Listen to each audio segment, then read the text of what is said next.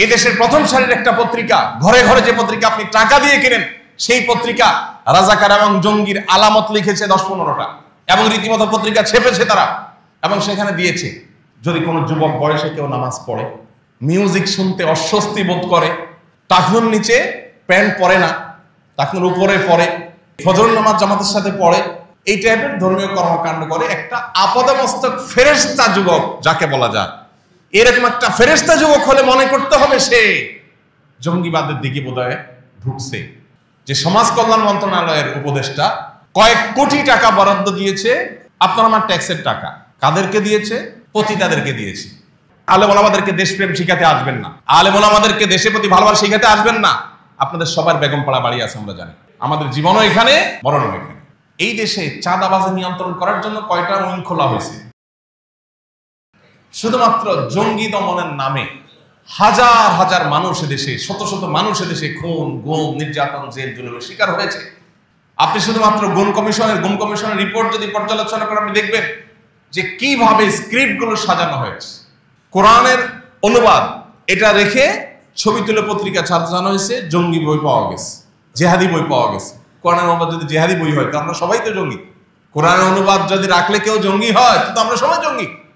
দেখেন, আমাদের মাইন্ডসেটটা এমন ভাবে তৈরি হয়েছে, একজন মানুষকে যদি বলা হয়, রাজনৈতিক নেতাদেরকে যদি বলা হয় যে মোবাইল চুরির মামলায় একটা দলের প্রধানের বিরুদ্ধে চার্জশিট হয়েছে, তার বিরুদ্ধে মামলা হয়েছে মোবাইল চুরির বিরুদ্ধে, গরু চুরির বিরুদ্ধে, এগুলো তো বাংলাদেশে সকাল বিকাল হয়, তাই না?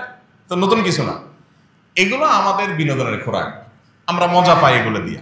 আমরা জানি যারা যখন ক্ষমতায় থাকে, বিরোধী দলে যারা থাকে, তাদের নামে এই সমস্ত হামলা, মামলা, মিথ্যা বিভিন্ন অজুহাত দেয়। জঙ্গি ইস্যুটা তো এরকম না, এটা তো সিরিয়াস ইস্যু। কারণ নাম দিয়ে, ছবি দিয়ে যখন আপনি জঙ্গি হিসাবে তাকে পত্রপত্রিকায় রিপোর্ট করছেন, কোনো আপনার আইনশৃঙ্খলা রক্ষাকারী বাহিনীর কোনো মিডিয়া উইং যখন তাকে কালপিট হিসেবে দেখিয়েছে, তখন সমাজের মানুষের কাছে তার রক্ত হালাল হয়ে গেছে। সবাই মনে করে আরে জঙ্গি ডেঞ্জারাস ব্যাপার স্যাপার, তো তাহলে তো এরে গুম করা, এরে খুন করা, এরে নির্যাতন করা, রিমান্ডের নামে জুলুম করা, এই সব কিছু বৈধ হয়ে যায়, হালাল হয়ে যায়। বহু নিরীহ মানুষ এখনো জেলখানায় ফাঁসির আদেশ নিয়ে, বহু নিরীহ মানুষ জেলখানায় এখনো জেল জুলুম সহ্য করছে, বছরকে বছর জেলে পুড়ে মরছে, পড়ছে। কেন? তাদের নামে রায় হয়ে গেছে, তারা অপরাধী, দোষ স্বীকার করছে। স্বীকার করছে কিভাবে? সেই পদ্ধতি আমাদের কারোর কাছে অজানা না। দোষ স্বীকার করবে না, তার স্ত্রীকে ধরে নিয়ে আসছে, মা বোনকে ধরে নিয়ে আসছে, তাদেরকে নির্যাতন করা হচ্ছে। তখন সে তার নিজের জীবন রক্ষা করবার জন্য এই বানোয়াট স্বীকারোক্তি দিয়ে মা বোনকে রক্ষা করবার চেষ্টা করেছে। ওই মিথ্যা স্বীকারোক্তির উপরে ভিত্তি করে রায় হয়ে গেছে এবং ফাঁসির জন্য অপেক্ষমান আছে, জেল জুলুম চলছে। যে ভূখণ্ডে এই ধরনের জুলুম চলতে থাকে, আর আমরা সাধারণ মানুষ, আমরা অনেকেই দায়িত্ব জ্ঞানহীন হয়ে আমরা এই সমস্ত প্রোপাগান্ডাকে বিশ্বাস করি।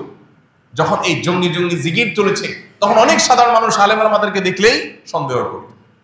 ঠিক না ভাই? ঠিক। এই দেশে চাঁদাবাজি নিয়ন্ত্রণ করার জন্য কয়টা উইং খোলা হয়েছে, যে দেশের সব চাঁদাবাজিগুলো নিয়ন্ত্রণ করা হবে।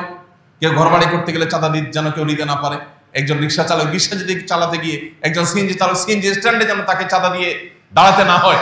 এই চাঁদাবাজি বন্ধের জন্য আইন শৃঙ্খলা রক্ষাকারী বাহিনী কয়টা উইং খুলেছে এটা আমাদের জানতে ইচ্ছা করে। জঙ্গিবাদ, তথাকথিত জঙ্গিবাদের নামে এই নাটকের স্ক্রিপ্ট বাস্তবায়ন করবার জন্য যদি 15-20টা উইং খুলে থাকে, ডিপার্টমেন্ট খুলে থাকে, প্রত্যেকটা আইন শৃঙ্খলা রক্ষাকারী বাহিনী আলাদা আলাদা ডিপার্টমেন্ট খুলে থাকে, তাহলে এই দেশের সন্ত্রাস, চাঁদাবাজ, এদেরকে নিয়ন্ত্রণ করবার জন্য কয়টা উইং খোলা হয়েছে? প্রিয় ভাইরা আমার, সময় এসেছে আমাদের সচেতন হওয়ার, সতর্ক হওয়ার। এই নাটক যেন নতুন করে আর কেউ মঞ্চায়ন করতে না পারে। প্রিয় ভাইরা আমার, জিহাদ ইসলামের একটা মহান ফরজ বিধান। জিহাদ ইসলামের একটা মহান ফরজ বিধান। এই জিহাদ, এটাকে আমরা ভুলে গেছি। অনেক ফরজ নিয়ে আলোচনা হয়, এই ফরজ নিয়ে আলোচনা হয় না। জিহাদ মানে ঠুস ঠাস কাউকে মেরে দেওয়া নয়। জিহাদ মানে নিরীহ মানুষের উপরে বোমা হামলা করা নয়, যেটা পশ্চিমারা করছে। প্রকৃত জঙ্গিবাদে তো তারাই লিপ্ত। আপনি মুসলমান, জিহাদ শব্দ শুনলে আপনি কাচুমুচু করেন, আপনি চিন্তা করেন হ্যাঁ হ্যাঁ হুজুর কি বলে এগুলো। ভাই, কোরআনে জিহাদের অসংখ্য আয়াত আছে, তাহলে কি আপনাকে ইসলাম থেকে ছেড়ে চলে যেতে হবে? যদি আপনি জিহাদের উপরে আপনার বিতশ্রদ্ধ ভাব থাকে, ঈমান নিয়ে টানাটানি হবে। জিহাদ মহান ফরজ বিধান, তবে জিহাদ ছেলে খেলা নয়।